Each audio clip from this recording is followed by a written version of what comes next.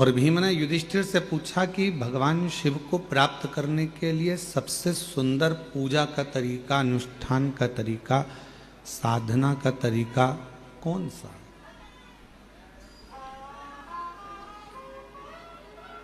कोई एक तरीका ऐसा बता दो जिससे हम पूजन कर ले, अनुष्ठान कर लें, साधना कर लें। मेरी जीजियों, मेरे जीजाओं, पूजन के बहुत विधान हैं। जैसे आज उत्तर भारत के मेरी जीजियाँ, मेरे जीजा, मेरी बेटियाँ, बेटा, मेरी माताएं आज छठ पर्व मना रही हैं। सूर्य उपासना का एक ऐसा व्रत जो 32 घंटे का, 36 घंटे का जो व्रत होता है, 3 दिन तक चलने वाली वो सूर्य आराधना आज उत्तर भारतीय, मेरे भारत की भूमि की मेरी माताएं कर रही हैं। संपूर्ण देशवासियों को छठ पर्व की बहुत बहुत बधाई है। भगवान सूर्य भास्कर देव की उपासना का ये पर्व जहां पर डूबते सूरज को भी अर्घ दिया जाता है और उगते सूरज को भी अर्घ दिया जाता है।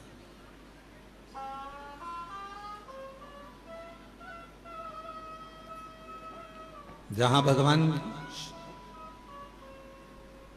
देवादिदेव महादेव की आराधना के साथ में सूर्य की आराधना का पर्व है, मां छठ की आराधना का पर्व है। तो पूछा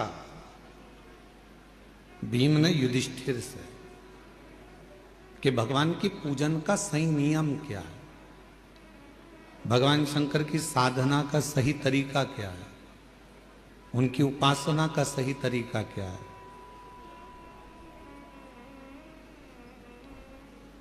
हम आपको बोले कि शिव जी को 1 लोटा जल चढ़ाओ, फिर ऐसा दूध चढ़ाना, फिर दूध के बाद जल चढ़ाना, जल के बाद फिर दही चढ़ाना, दही के बाद जल चढ़ाना, फिर आप मधु चढ़ाना, मधु के बाद फिर जल चढ़ाना, फिर आप शहद के बाद में घृत चढ़ाना, घृत के बाद फिर आप जल चढ़ाना, फिर आप शक्कर चढ़ाना, फिर उसके बाद जल चढ़ाना।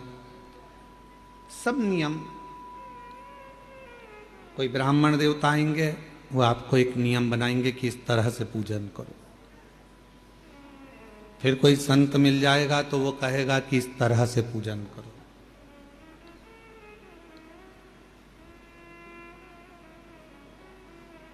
फिर कोई महात्मा मिलेंगे, वो कहेंगे इस तरह से पूजन करो। पर वही बात भीम ने युधिष्ठिर से पूछी कि पूजन का नियम क्या है, हम भगवान शंकर की पूजन कैसे करें, हम भगवान शंकर की आराधना साधना कैसे करें, क्या नियम हो सकता है। अब यहां जितनी माताएं बैठी हैं, हम एक एक को खड़ा करके पूछे हैं कि तुम बताओ कि शिव जी की पूजन का नियम क्या है। तो हम दामोदर प्रसाद जी से पूछेंगे, वो अलग नियम बताएंगे, उनके बेटे से पूछेंगे तो वो अलग नियम बताएंगे, बहू से पूछेंगे वो अलग नियम बताएंगे। बोलो सही है कि गलत है। जितने मेरे बाहर जीजियाँ बैठी हैं, जीजा बैठे हैं, जितनी माताएं बैठी हैं, जितने बच्चे बैठे हैं, उनसे पूछेंगे क्यों शिव जी के मंदिर जाते हो, हाँ क्या नियम से पूजन करते हो, तो कहेंगे हम झाड़ू लगा देते हैं, पोछा लगा देते हैं, जल चढ़ाते हैं, बेलपत्र चढ़ाते हैं, ये करते हैं, वो करते हैं। सबका अपना अपना नियम है, सब अपना नियम बता। भीम ने भी युधिष्ठिर से पूछा कि शिव पूजन का नियम क्या है।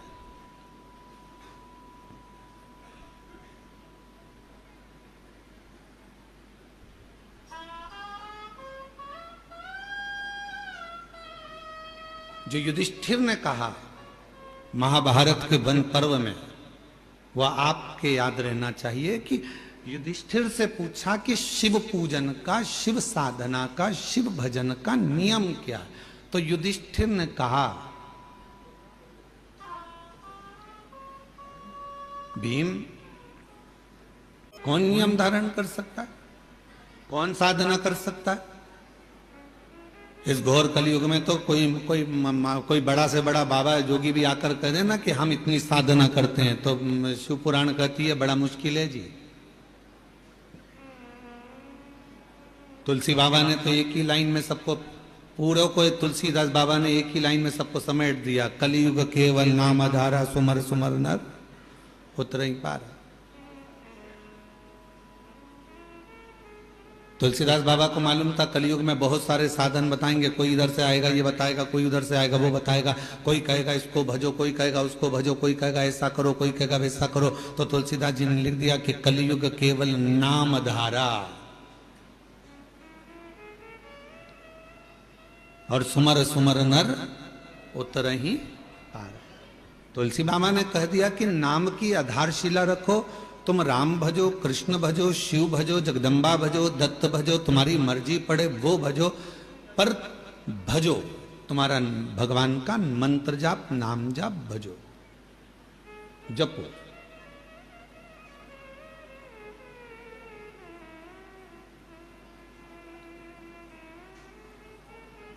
मंत्र जाप, साधना, नाम जाप, कीर्तन ये करो। स्पीकर ऑन चालू करो, बाहर के स्पीकर।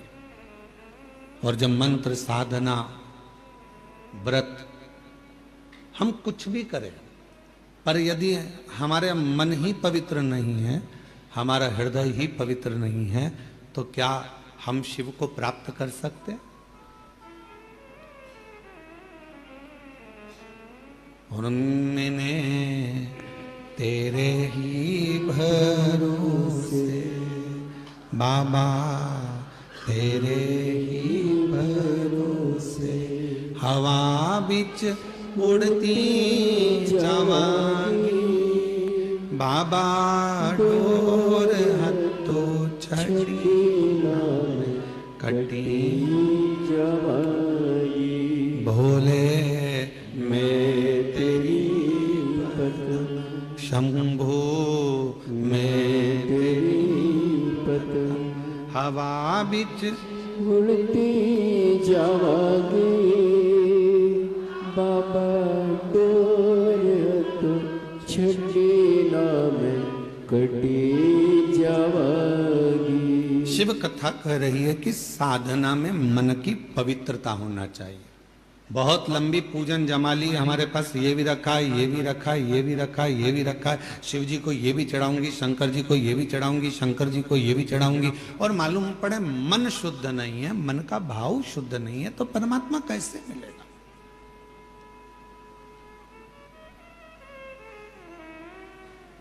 एक लाइन वो आप गुनगुनाते हो, हमने आंगन नहीं बुआरा कैसे आएंगे हरि, अब तक गंदा पड़ा है द्वारा कैसे आएंगे, कैसे आएंगे? उनको बुलाने के लिए हमारे मन के मेल को बाहर करना है।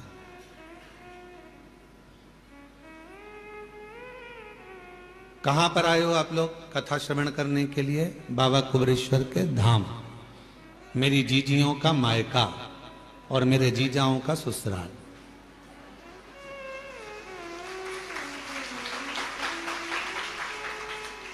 कभी आपने विचार करा कि सीहोर वाला महाराज हमेशा कहता है ये मेरी बहन जीजियों का मायका है और जितने पुरुष आते हैं उनका ससुराल है, ऐसा क्यों नाम रख दिया इस सीहोर का, इस कुबरेश्वर धाम का? बाकी के किसी धाम में तो ऐसा होता ही नहीं कि कोई रिश्ता होता है। किसी धाम में किसी का कोई रिश्ता बता दे कि हमारे काका जी वहां रहते हैं, ना मामा जी वहां रहते हैं, नाना जी वहां रहते हैं। केवल पूरी दुनिया में एक धाम है कुबरेश्वर धाम, जहां रिश्ता निभता है। जितनी मेरी बेटियां आती हैं, बहन आती हैं, माताएं आती हैं, उनका ये मायका है। और जितने पुरुष आते हैं, बच्चे आते हैं तो उनके नाना का घर है, और बड़े आते हैं तो उनका ससुराल है। तो ये एक परिवार। क्यों इस भूमि पर ऐसा क्यों है कि यहां संबंध है, रिश्ते हैं, नाते हैं? हमने आपका संबंध यहां कुबरेश्वर धाम से इसलिए जोड़ दिया क्योंकि जब भी बहन बेटी अपने मायके में जाती है तो मायके से जब भी आती है तो कुछ ना कुछ लेकर जरूर आती है। बोलो सही है कि गलत है? मायके से पिताजी भेजेंगे बेटी को तो भले एक बिस्कुट का पुड़ा दे दे, चाहे कुछ भी दे दे, एक साड़ी दे दे, नहीं दे तो 2 रुपया, 5 रुपया, 500 रुपया, 1000 रुपया दे, वो भी नहीं दे तो सामान, फल फ्रूट, मिठाई रखकर भेज देगी माँ बाप, पर कुछ ना कुछ दिए बिना बेटी को अपने घर से भेजते ही नहीं है। और दामाद अगर घर आता है और अगर नवासा घर आता है, नाना नानी के घर में अगर बच्चे आते हैं तो वो भी जाते हैं तो नानी नाना कुछ ना कुछ देकर भेजते हैं। जमाई आया तो उसको कुछ ना कुछ देकर भेजते हैं। इसलिए तो ये बहुत जरूरी है। और जो दामाद बहुत उद्दंडी होता है ना, बहुत लड़ता झगड़ता है बेटी से, तो उसको भी देकर भेजते हैं, उसको भी देकर भेजते हैं, भले गाली देकर भेजे पर भेजते तो है। ऐसा तो भीम ने पूछा युधिष्ठिर से कि शिव पूजन का विधान क्या है, भगवान को पूजने का विधान क्या। शिव महापुराण की कथा कहती है, महाभारत का वन पर्व कहता है, वन पर्व में लिखा है महाभारत के कि युधिष्ठिर कहते हैं भीम से कि जिस दिन तुम निर्मल हृदय से स्वच्छ मन से शंकर जी को यदि एक लोटा जल चढ़ा दोगे या नहीं भी चढ़ाकर कहीं पर भी बैठकर पंचाक्षर मंत्र नमः शिवाय या षडाक्षर मंत्र ओम नमः शिवाय या श्री शिवाय नमस्तुभ्यम का जप कर लोगे, शिव तुम्हारे जप को स्वीकार कर लेगा और वर देकर चला जाएगा, तुम्हें वर प्राप्त होगा। अब तुमसे कोई कहे कि तुमने मंदिर में जाकर पूजन को ऊपर नीचे कर दिया, तुमने मंदिर में जाकर पहले दूध चढ़ा दिया, फिर जल चढ़ा दिया, उसके बाद में तुमने फिर कुछ चढ़ा दिया, पहले जल चढ़ाकर फिर तुमने बेलपत्र चढ़ा दी, इतने में किसी ने देख लिया, देखते से ही वो बोली तुमने तो गलत काम किया, पहले तो जल चढ़ना था फिर बेलपत्र चढ़ना थी, और तुमने बेलपत्र चढ़ा दी उसके बाद जल चढ़ा दिया, तुमने तो ऐसा कर दिया, तुमने तो चावल का दाना ऐसा चढ़ा दिया, तुमने तो वैसा कर दिया। उसको समझा कर कह देना, हजारों तरह के मनुष्य संसार में रहते हैं तो हजारों तरह की पूजा भी संसार में होती है। 33 कोटि देवताओं ने भगवान शंकर की आराधना 33 कोटि देवताओं ने 33 कोटि तरह से करी है।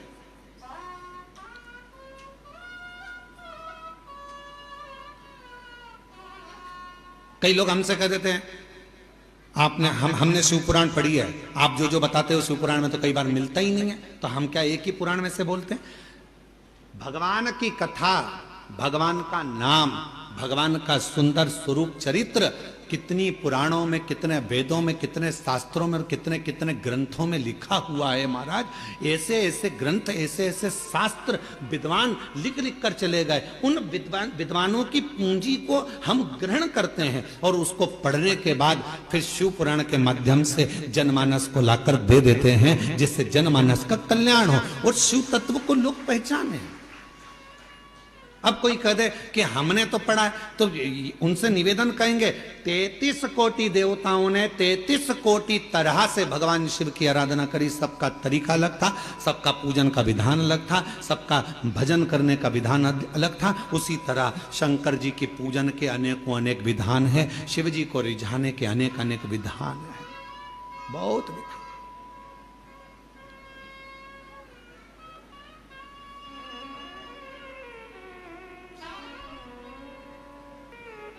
सबका तरीका अपना, पूजन का नियम सबका अपना। कभी भी यह मत सोचना कि मैंने इस तरह से पूजन करी भगवान स्वीकार करेगा कि नहीं करेगा। कभी यह मत सोचना कि मैंने भगवान को ऐसे पूजा है भगवान स्वीकार करेगा कि नहीं करेगा। कभी यह मत सोचना कि मैंने तो इस तरह से व्रत कर लिया भगवान स्वीकार करेगा कि नहीं करेगा। मैंने तो इस तरह से कथा सुनी भगवान स्वीकार करेगा कि नहीं करेगा। बस निवेदन है, मन पवित्र रखना, भगवान स्वीकार लेगा।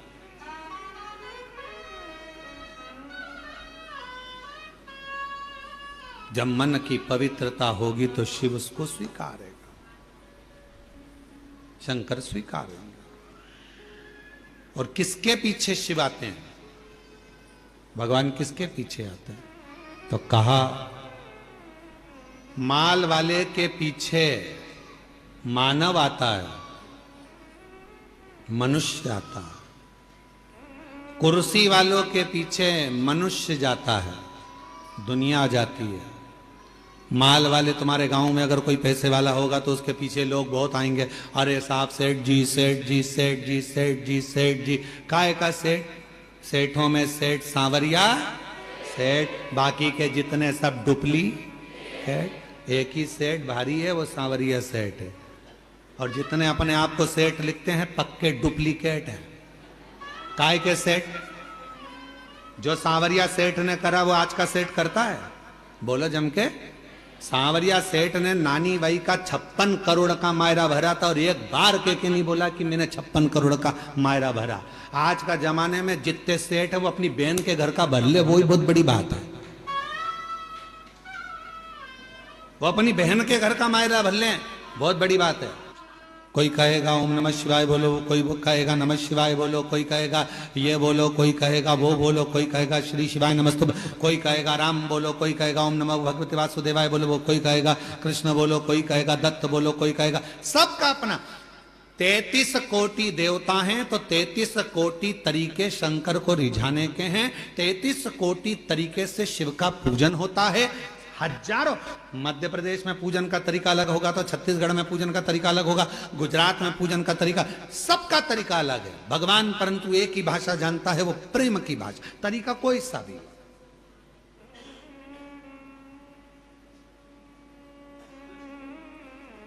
गुजरात के लोग क्या बोलते हैं, कौन सी भाषा? छत्तीसगढ़ वाले बोलो बोलो बोलो छत्तीसगढ़िया। पंजाब के, हरियाणा के हरियाणा, महाराष्ट्र के मराठी, बंगाल के बंगाली, सब तेलंगाना के तेलंगी, जो भी भाषा आपकी बोलने वाली है, आंध्रा की अपनी, यहाँ की अपनी, वहाँ की। अब हमें एक बात तुम बताओ रे, जितने बैठे हो सब बताओ, और जितने आस्था चैनल पर सुन रहे हो वो भी बताओ, भगवान को कौन कौन सी भाषा आती होगी? जरा विचार करो।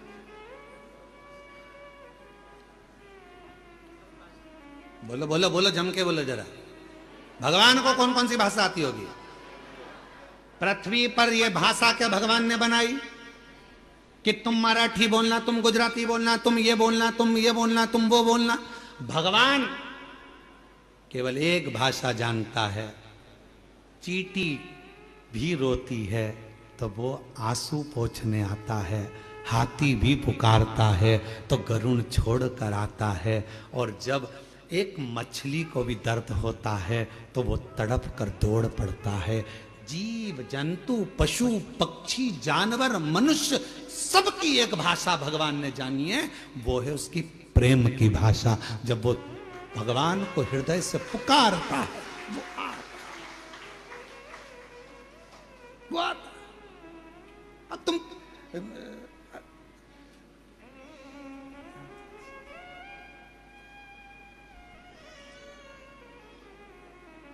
अब एक व्यक्ति अमेरिका से भारत आया, घूमते घूमते वो भारत की गलियों में घूम रहा था और सामने से कुत्ता आ गया और कुत्ता उसके पास आ रहा था। अब अंग्रेजी में कुत्ते को बोले, please please please please don't touch me, please. अब कुत्ते को बोले तो कुत्ते को समझ में आए, कुत्ता और उसके पास में आए। इतने में एक व्यक्ति चिल्ला कर बोला हाय, कुत्ता भाग गया। कुत्ता अंग्रेजी नहीं समझता, कुत्ता मराठी नहीं समझता, कुत्ता गुजराती नहीं समझता। कुत्ता केवल ये समझता है कि मुझे किसने रोटी दी है, कौन प्रेम से मुझे पाल रहा है, कौन मुझसे लाड़ लड़ा रहा है, कौन मुझसे प्यार कर रहा है। कुत्ता उसकी भाषा समझता है और उसके पीछे पीछे दौड़ता है। उसको नहीं आता, उसको नहीं समझना, समझेगा। पूरी दुनिया की केवल एक भाषा है और वो है प्रेम की भाषा। पूरी दुनिया में एक भाषा चलती है और वो है प्यार की भाषा। अच्छे से अच्छे व्यक्ति को कोई अगर अच्छे से अच्छे व्यक्ति को अगर तुम्हें रिझाना है तो उसको धन से, दौलत से, संपदा से, सत्ता से, वैभव से नहीं, उसको केवल प्रेम की भाषा से रिझाया जा सकता है। तुम प्रैक्टिकल घर में करो ना। एक बार चिढ़कर बोल दो अपने पति से, देखो मेरे को सामान ला कर दे देना, पहले बोल दे रही हूं, वो चिढ़कर जवाब देगा। और एकदम प्यार से सिर पे पल्लू लेके बड़े प्रेम से, ए जी आज मुझे बुला दोगे क्या? इतनी स्माइल में बोलोगे तो वो तुरंत फोन लगाएगा, क्यों कहाँ है तू? अरे तेरी भाभी को जरा ये सामान चाहिए, ला देगा क्या? इतनी फास्ट, गया ही नहीं, सामान दरवाजे पे आ गया। प्यार की भाषा में, स्नेह की भाषा में समर्पण होता है।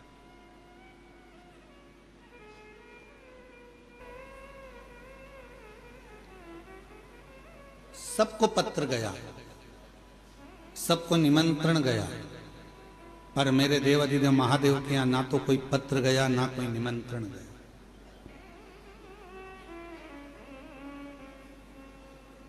और माता सती स्नेह किसको करती हैं, प्रेम किसको करती हैं? शिव को।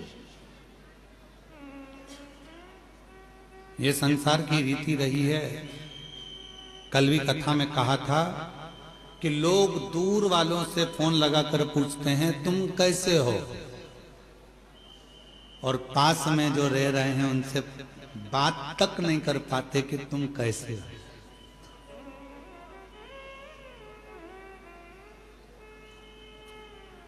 ये दुनिया की रीत है, किसी एक की रीत नहीं है, ये दुनिया की रीत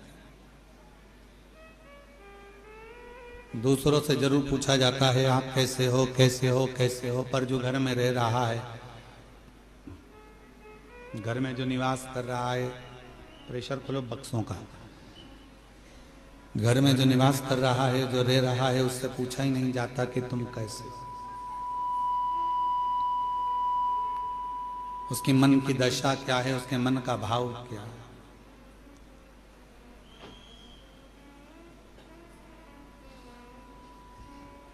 किसी ने बहुत अच्छी बात कही कि खिलौने वाला खिलौना बेचता है,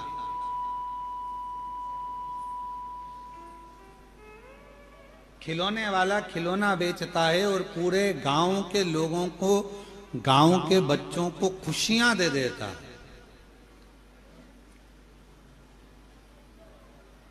और वो खिलौने वाला जब खिलौना बेचकर गांव के बच्चों को खुशियां दे देता है, तो उन गांव के बच्चों के चेहरे की खुशी थोड़ा सा धन देती है, और वो धन से उस खिलौने वाले के घर के बच्चों के चेहरे पर भी खुशी आ जाती है, उनके चेहरे पर भी प्रसन्नता आ जाती है,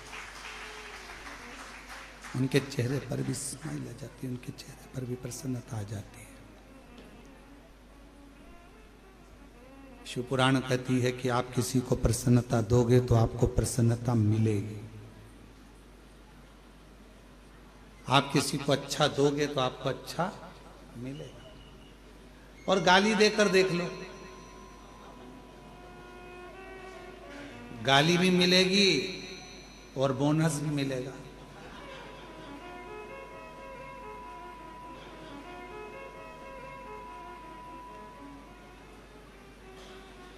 हमने देखा है इसी बाबा के आंगन में, आपके मायके में, ये बाबा कुबेरेश्वर बाबा के आंगन में हमने देखा है, माताएं जब भजन करने बैठती है तो ये वाली माता भजन उठाती है तो ढोलक बजा बजा के इतने में दूसरा चालू कर देता है, इंतजार करती है, ये रुकेगी ना मैं गाऊंगी, फिर वो रुकेगी ना मैं गाऊंगी, इंतजार करते, मतलब उसने भजन दिया तो ये भी भजन दे रही है, उसने भजन किया तो वो भी भजन दे रहा।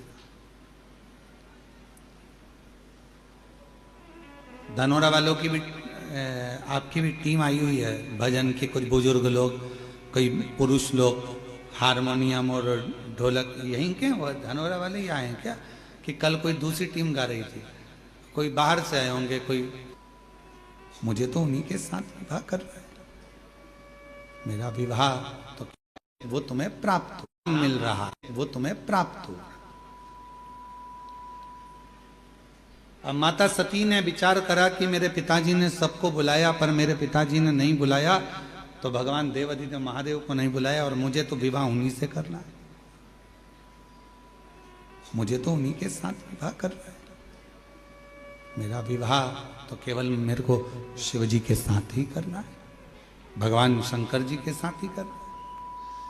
पर मेरे पिताजी ने तो बुलाया ही नहीं है उनको, निमंत्रण ही नहीं दिया है मेरे पिताजी ने तो देवाधिदेव महादेव को। और दक्ष प्रजापति ने नगर के शिल्पकारों को बुलाया जो मूर्ति बनाते थे, और मूर्ति बनाने वालों को बुलाकर कहा शिल्पकारों को कि एक पत्थर की शंकर जी की प्रतिमा बनाओ और मेरे राज्य के दरवाजे पर लगाओ, जहां से सब अंदर आएंगे तो वो शंकर भगवान को द्वारपाल बना के मेरे दरवाजे पर खड़ा कर दो, जिससे दुनिया के लोगों को लगे कि शिव जी को द्वारपाल बनाया है। शिव जी को द्वारपाल।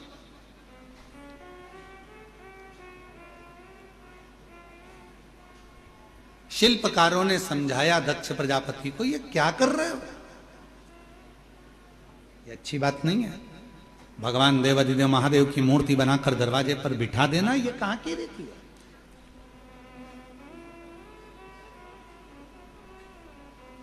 एक शिल्पकार आया, उसने समझाया, दूसरा शिल्पकार आया, उसने समझाया, तीसरा शिल्पकार आया, उसने समझाया, सबने समझाया, पर कोई समझे।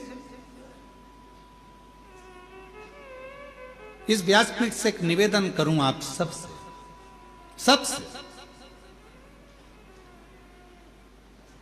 अगर यदि आप लोग अपनाएंगे तो कहना उत्तमता है, नहीं तो व्यर्थ बोलना और व्यर्थ बात को रखना ये तो श्रेष्ठता नहीं है।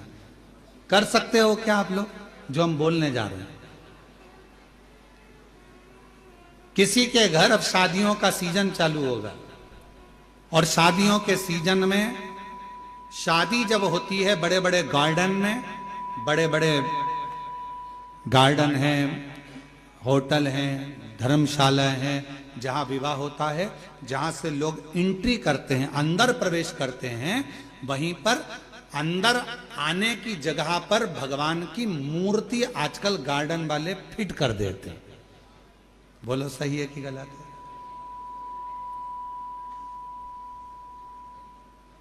आप पान खाते हुए जा रहे हो, खाना खाकर जा रहे हो, भोजन कर कर जा रहे हो, शादी में प्रवेश कर रहे हो, नाच रहे हो, कोई मदिरा पिया हुआ है, बाराती किसको मालूम कौन कैसा आया, कोई ड्रिंक कर रहा हुआ है, मदिरा पिया हुआ है, कोई गलत भक्षण कर रहा है, किसी ने गलत काम कर दिया, कोई गलत विचार से गलत व्यवहार से आया हुआ है, और दरवाजे पर तुमने भगवान गणेश जी को बिठा दिया, दरवाजे पर तुमने वेंकटेश भगवान को बिठा दिया, दरवाजे पर तुमने श्री जी बाबा को बिठा दिया, दरवाजे पर तुमने ठाकुर जी को बिठा दिया, दरवाजे पर कृष्ण की मूर्ति रख दी, दरवाजे पर तुमने शिव जी की मूर्ति रख दी, दरवाजे पर तुमने भगवान की मूर्ति रख दी। नहीं, एक नियम बनाओ, आज से कथा सुनने वाले एक नियम बना लो, किसी की शादी में जाओ और दरवाजे पर अगर किसी भगवान की मूर्ति प्लास्टिक की या पीओपी की किसी की भी मूर्ति रखी देखो, तो तुम जो लिफाफा दो ना, उस लिफाफे के ऊपर एक लाइन लिख कर दो कि भगवान की जगह अपने बाप को बिठा देते।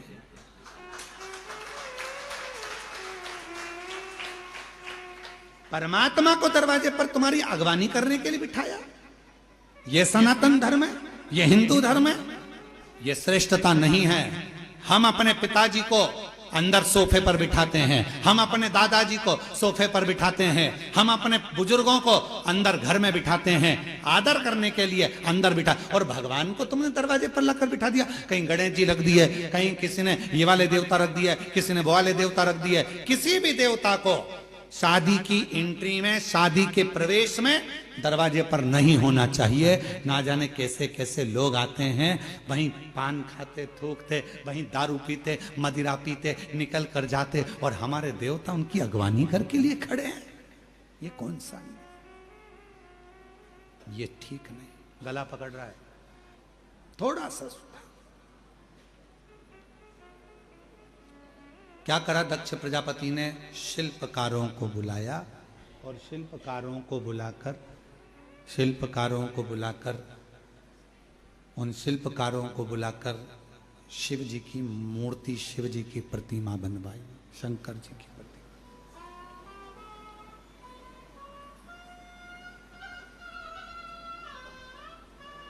एक शिल्पकार ने समझाया, दो ने, प्रेशर नहीं आ रहा है भाई। एक शिल्पकार ने समझाया, दो शिल्पकार ने समझाया, तीन ने समझाया दक्ष प्रजापति को कि ये मूर्ति बनाकर दरवाजे पर मत खड़ी कर, ये मूर्ति दरवाजे पर श्रेष्ठता नहीं देगी, मत खड़ी कर। दक्ष प्रजापति अगर अगवानी करने के लिए तूने द्वार पार भगवान को बना दिया तो बाद में तुझे भुगतना पड़ेगा। जरा विचार करो कि दक्ष प्रजापति को कितना भोगना पड़ा। बकरे का सिर लगा था, शीश कट गया था। उसने शिल्पकारों को केवल एक ही बात कही थी कि मेरी बेटी का स्वयंवर है, मेरी बेटी का, और मेरा मन, मैं दरवाजे पर किसको खड़ा करूं? ये मेरा मन, मेरा राज्य, मेरा महल, मेरा नगर, मेरा मेरा मेरा मेरा मेरा करते रहे। और जब दक्ष प्रजापति का सिर कट गया तो बकरे का सिर लगाया। किसी ने पूछा किसका लगाओ, तो कि बकरे का लगाओ। क्यों? क्योंकि दक्ष प्रजापति कर रहा था कि मेरी बेटी का स्वयंवर, मेरा महल, मेरा नगर, बकरे का सिर लगा दो तो मैं करता रहेगा।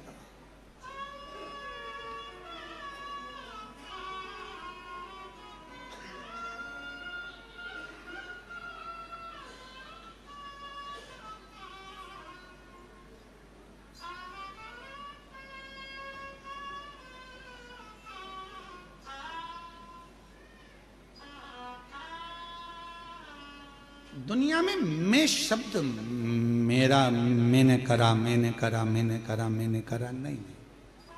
प्रभु आपकी कृपा से सब काम हो रहा, प्रभु आपकी कृपा से सब काम हो रहा, करते हो बोले बाबा मेरा नाम हो रहा, प्रभु आपकी कृपा से सब काम हो रहा, भोले आपकी कृपा से सब काम हो रहा।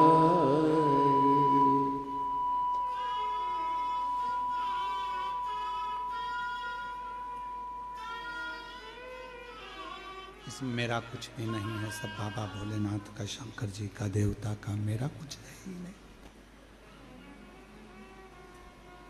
मेरा खुद का कुछ भी नहीं है, जो कुछ भी है सब तेरा। एक शिल्पकार ने दक्ष प्रजापति के नगर में पहुंचकर दक्ष प्रजापति की धर्म पत्नी प्रसूति माता को समझाया। मां प्रसूति के पास पहुंचे और मां प्रसूति के पास पहुंचकर माता प्रसूति से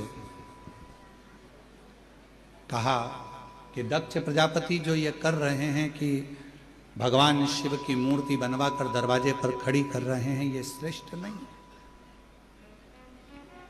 ये श्रेष्ठ नहीं है। मना करो उनको। माता प्रसूति जी दक्ष प्रजापति को, माता प्रसूति जी ने दक्ष प्रजापति के पास पहुंची और मां प्रसूति, ये नहीं चल रहे हैं, तुम्हारे उधर की आवाज बढ़ रही जिसका रिटर्न आ रहा है, स्पीकर और ये वाले भी बंद पड़ रहे हैं क्या? माता प्रसूति दक्ष प्रजापति के पास पहुंची और दक्ष प्रजापति के पास जाकर माता प्रसूति ने समझाया, कहा स्वामी मेरा एक कहना मान लीजिए, मेरा निवेदन स्वीकार कर लीजिए। क्या निवेदन है? निवेदन केवल इतना है कि भले आप शिवजी को स्वयंवर में बुलाएं ना बुलाएं ये अपनी जगह पर है, पर शंकर भगवान की मूर्ति बनाकर दरवाजे पर द्वारपाल बनाकर ना बिठाएं।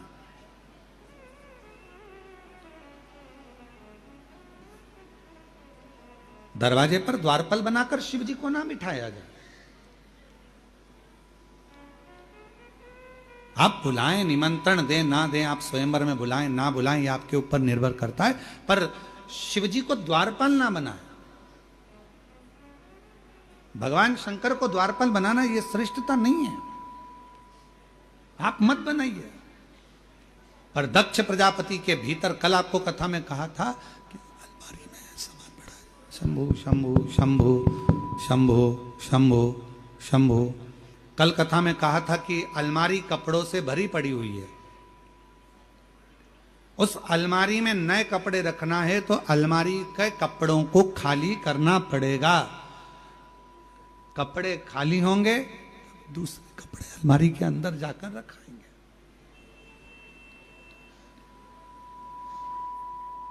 मसालदान के डब्बे हैं, डब्बे के अंदर मसाला भरा पड़ा हुआ है।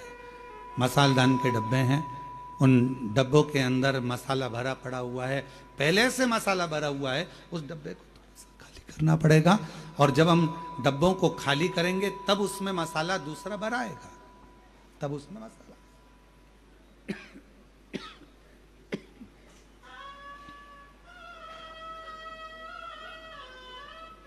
उसी तरह शिव महापुराण की कथा कर रही है, भगवान शंकर का चरित्र कर रहा है, देवादिदेव महादेव की कथा कर रही है, शिव महापुराण की कथा वर्णन कर रही है। भगवान देवादिदेव महादेव को भगवान शंकर को द्वारपाल बनाकर खड़ा कर, और जैसे ही द्वारपाल बनाया गया, शिवजी की मूर्ति को शिल्पकारों ने तराश कर द्वारपाल बनाकर दरवाजे पर खड़ा कर दिया। दरवाजे पर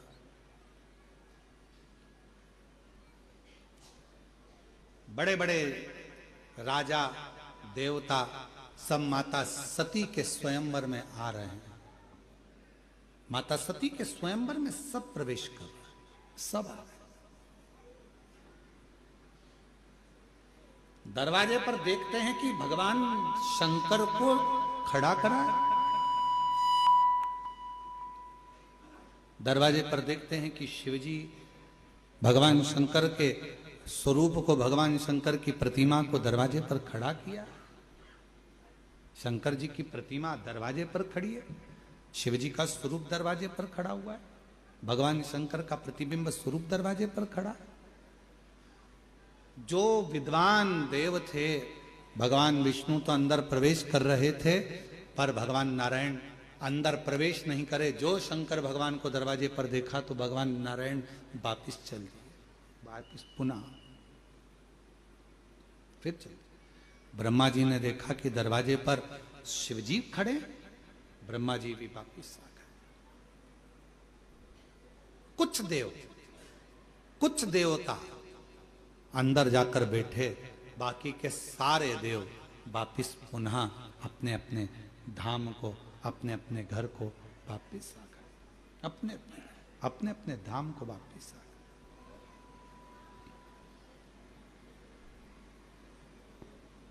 आप जरा ध्यान दीजिएगा कि स्वयंवर में ना भगवान विष्णु है, स्वयंवर में ना भगवान ब्रह्मा जी हैं, स्वयंवर में ना इंद्र हैं, स्वयंवर में ना गरुण है, स्वयंवर में ना वरुण है, स्वयंवर में कोई बड़ा देवता उस स्वयंवर में पहुंचा ही नहीं। सब निकल कर बाहर आ गए, सब निकल कर, सब अपने अपने भवन में प्रवेश कर गए, सब अपने।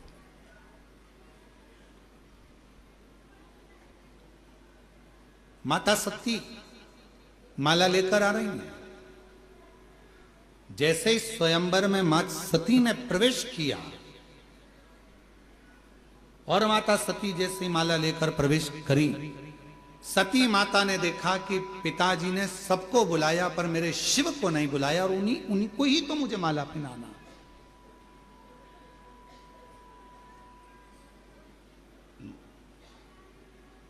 एक प्रसंग है, बड़ा सुंदर है, पर्वत मुनि और तुमरुका जी का एक बड़ा सुंदर प्रसंग आता है।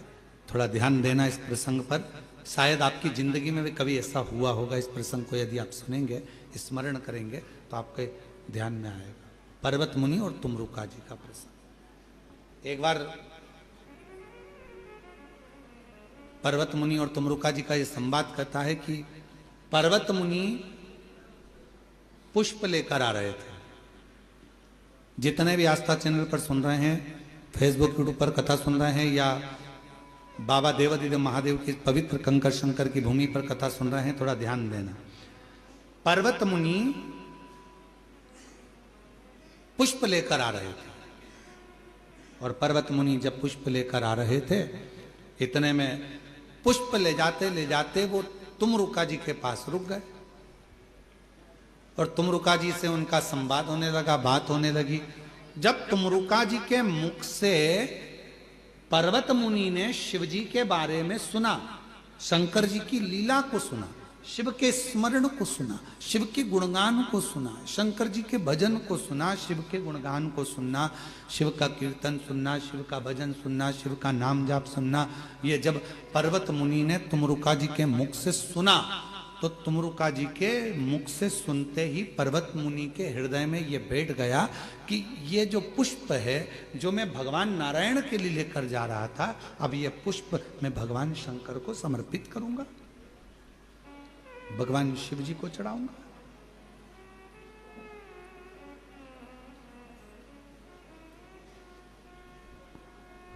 पर्वत मुनि ने पुष्प लिए और पुष्प लेकर भगवान देवादिदेव महादेव को चढ़ाने के लिए चले।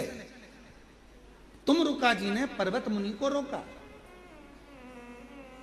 ये पुष्प कहां लेकर जा रहे हो? तो कहा ये वाले जो पुष्प हैं मेरे पास में, ये तो मैं भगवान विष्णु के लिए लेकर जा रहा था। अच्छा, तो अब ये पुष्प कहां लेकर जा रहे हो? तो कहा इस पुष्प में से थोड़े से पुष्प में देवादिदेव महादेव को चढ़ा दूंगा। थोड़ा ध्यान देना कथा पर। तुमरुका जी ने पर्वत मुनि से कहा, यदि तुम पुष्प तोड़ कर लेकर आए, उतार कर लेकर आए, किसके लिए? जम के बोलो, भगवान विष्णु के लिए। अब तुम क्या कर रहे हो कि इस पुष्प में से मैं थोड़े से पुष्प भगवान शंकर को चढ़ा दूंगा। तुमरुका जी ने कहा, तुम्हारा वो पुष्प अब शिव स्वीकार नहीं करेंगे। दिल से, मन से जो पुष्प था तुमने वो भगवान विष्णु को दे दिया है। अब तुम शंकर को कुछ मत दो, वो पुष्प श्री हरि नारायण को ही दे दो। शिव को तो केवल हृदय से प्रणाम कर लोगे तो भी शिव स्वीकार कर लो, स्वीकार कर लो। हमने कई माताओं को देखा है, कई लोगों को देखा है, फूल वाले के यहां जाते हैं, माला देना साहब, कितनी माला चाहिए? 2 माला दे दो। किसके लिए?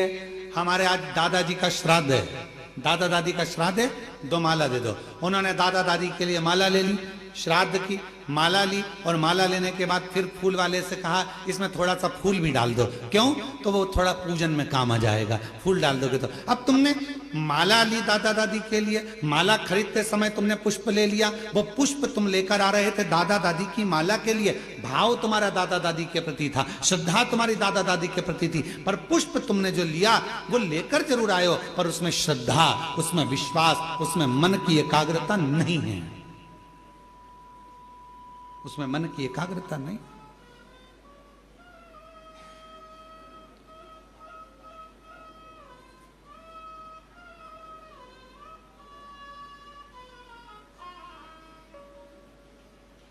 वो भाव एक बड़ा सुंदर सा है।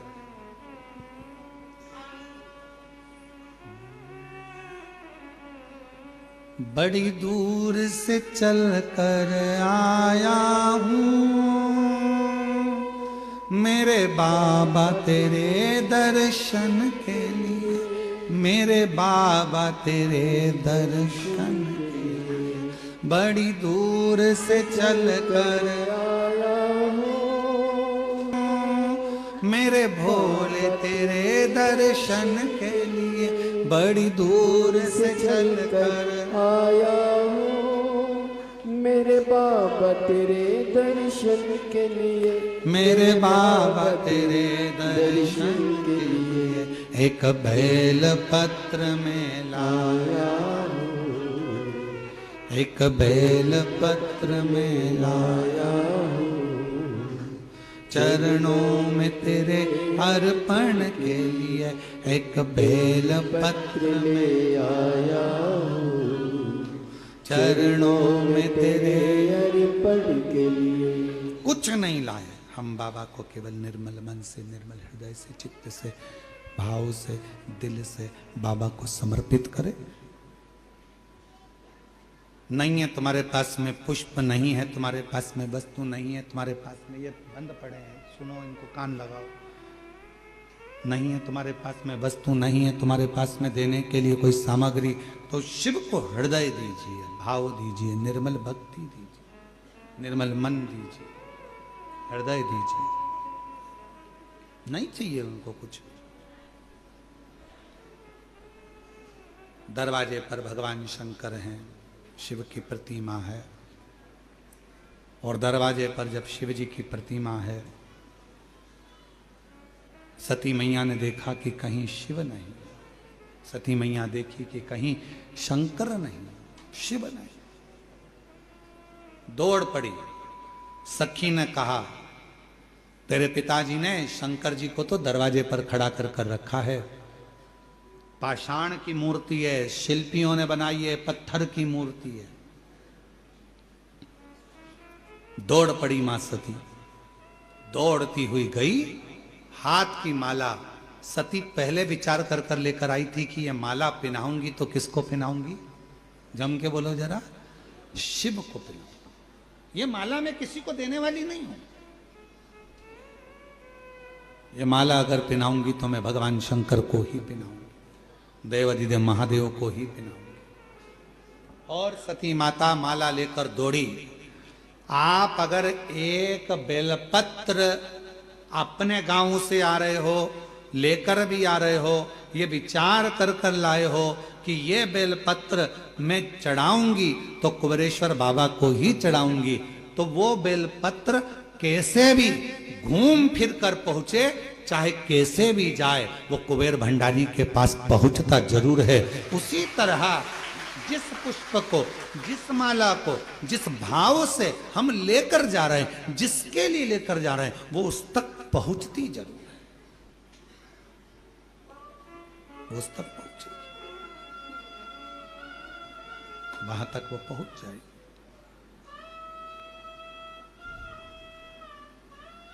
बस आपका हृदय, आपका मन, आपके हृदय की शुद्धता, आपके मन की पवित्रता, शुद्धता, ये भीतर से हो, मन से हो।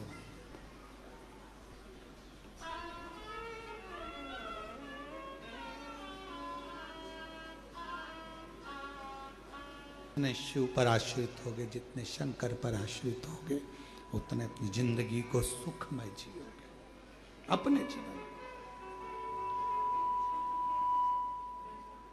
माला शिव के लिए थी तो माला शिव के लिए लेकर माता सती दौड़ी है। भगवान शंकर को जाकर दरवाजे पर माला मां सती पहुंची। शंभो शंभो, मां सती दरवाजे पर माला लेकर पहुंची और बाबा देवाधिदेव महादेव को समर्पित किया। जब माला भगवान शिव को समर्पित करी, भगवान नारायण, भगवान ब्रह्मा, इंद्र, गरुण, वरुण सब देख रहे हैं। अब देखना ये है, पाषाण की मूर्ति है, शिल्पियों ने बनाई है, पत्थर की मूर्ति पर माला चढ़ाई है। अब देखना ये है कि इसमें से शिव प्रकट होते हैं कि नहीं होते हैं। देखना ये है कि भगवान शंकर इसमें से प्रकट हो रहे हैं कि नहीं हो रहे हैं, इसमें से भगवान शिव आएंगे कि नहीं आएंगे। देखना तो ये, समझना तो ये। पिला दी माला, भगवान शंकर के गले में माला पिलाई, और जैसे ही शिव जी के गले में माला आई,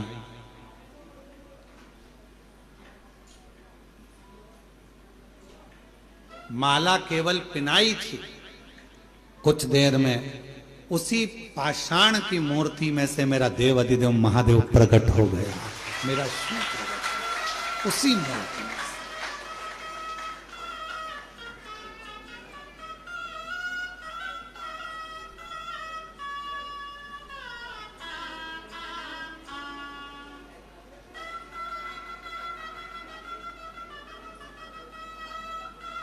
उसी पाषाण की मूर्ति में से भगवान शिव प्रकट हो गए।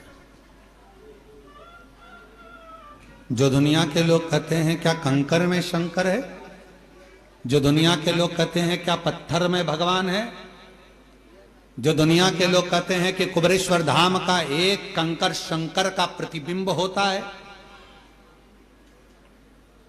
हम उनसे निवेदन करेंगे अगर दिल से तुमने कुबेरेश्वर धाम पर आकर बाबा कुबेर भंडारी के कंकर की पूजन करी है तो वो शंकर बनकर तुमको जिंदगी भर निभाता जरूर है। पूरा जीवन, पूरी जिंदगी मेरा देवाधिदेव महादेव निभाता जरूर है। ये कोई रिश्ता आज का नहीं है, ये रिश्ता पुराना।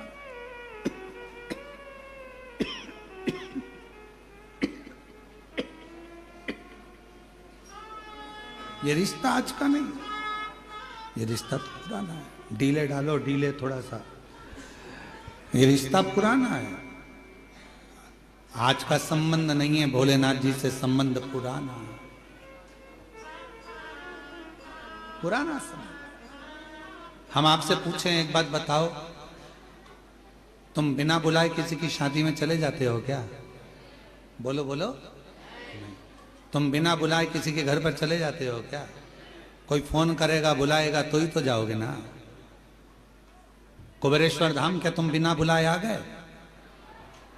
कुबेर भंडारी ने तुमको इशारा कर कर बुलाया होगा, जो तुमने एक लोटा जल चढ़ाया होगा तो उसके फल से तुम्हें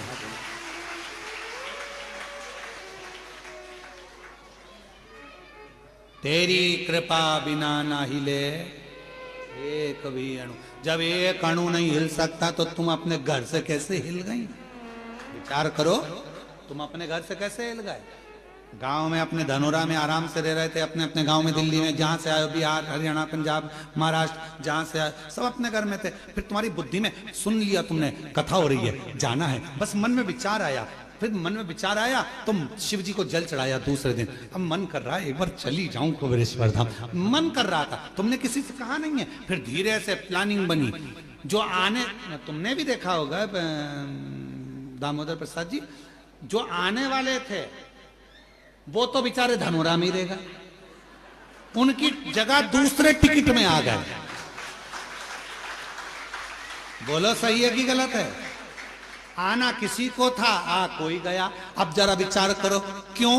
क्योंकि उसका फोन यहां से उसके लिए नहीं गया था। मेरे कुबेर भंडारी को जिसको बुलाना था उसको सीट पर बिठा कर बुला दिया। वो सोचता, ये वो